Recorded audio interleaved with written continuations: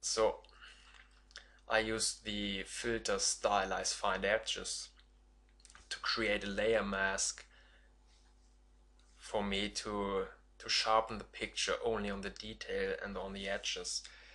And this layer mask I use on these two layers. It's a normal sharpen layer, and it's a layer with high pass, and this two layer masks on it. And that's the reason why I use Smart Object to create another LAB into the RGB. It's a personal style from me. And this layer, it's a Dutch and Burn, but it's not really Dutch and Burn. I call it Dutch and Burn, but it's a high pass. You can see on the normal. I only use a copy of everything, and then the high pass. On the high pass layer, I paint with a little bit white and black color, where I will lighten the lights and darken the shadows.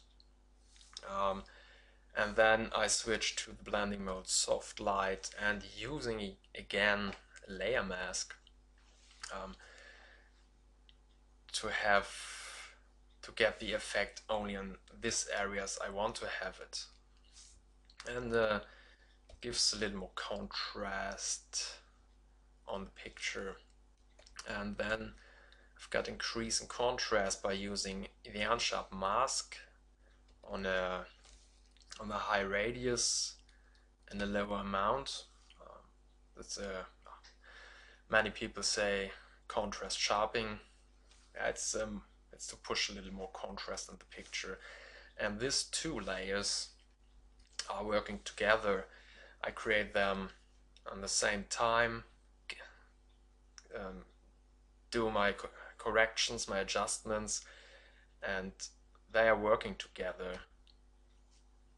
And then I adjust the opacity on this layer to create the style I like to have. It's like the same on this next color adjustments.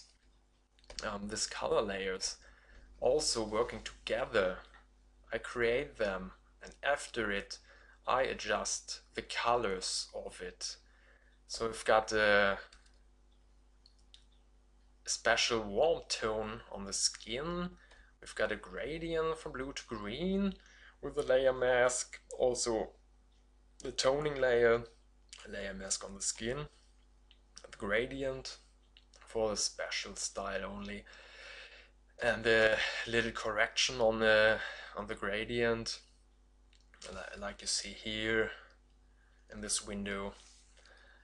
And then overall we've got the color balance to give a colder style, a colder look in this picture by using midtones -4, 0, +4, and the highlights -6, 0, +6. It will give the picture a more cold style. I have a background, it's like a cave, so I think I have to use the coldest color style in the picture. That's the reason why I use this color balance. Last, it's a vignette. I use darken the edges a little bit to have a spot only on the model. It's also only a adjustment with the curve to darken the edges a little bit. Yeah. Now we have to go to the Topaz group. I mostly use a plugin at the end of my retouch, but sometimes I use another texture of Photoshop, or I use the Nik software plugin, which is now no longer working on the 64 computer system, so I use it no any longer. I use Topaz-Adjust mostly on all of my pictures, or even on landscapes. I'm clicking the eyes, switch the eye on here on this group, and you see the different what is happening to this image. First we take a look on the Topaz-Adjust. I always use the smart object, so I can go in the filter to change my adjustments. That's very cool on the smart object. I very like it. And here you can see all my adjustments for exposure, for the details. I use a little boost, a little more sharpen,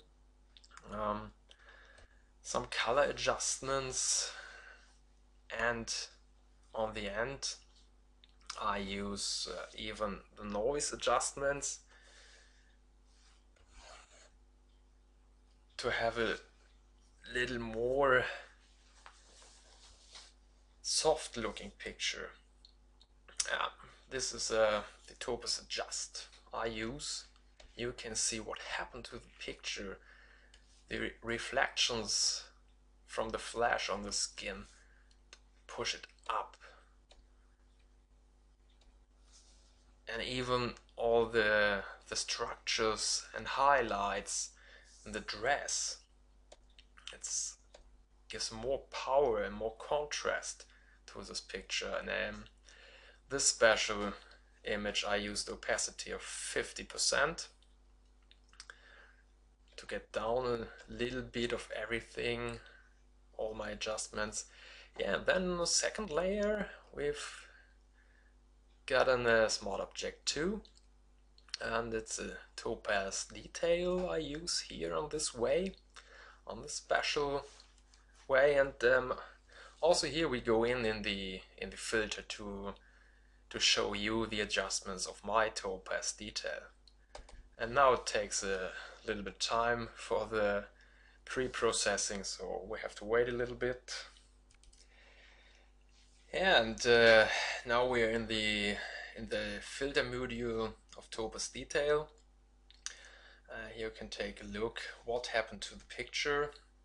This is the picture coming from Photoshop, and this is what happened to the picture by using all these adjustments in the detail module. We've got small, medium and large details to adjust all the style we want to have, or even tone, to change the tone and the color of the picture.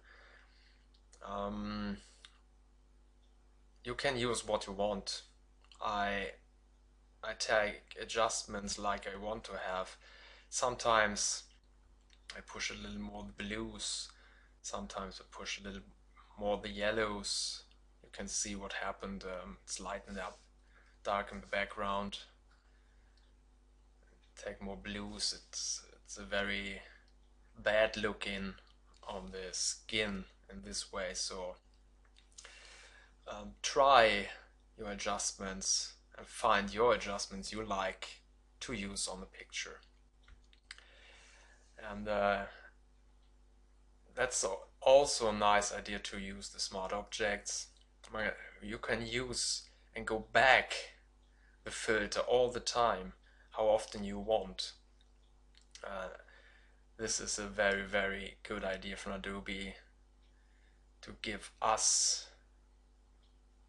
these smart objects, so we can go back to our filters and do what we want all the time. We can also change backgrounds by using Camera Raw, like I've done here on this on the textures.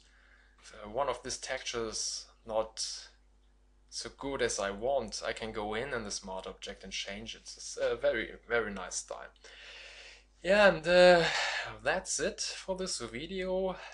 I hope you like it, you enjoy it, and try it at home. So till the next time, bye.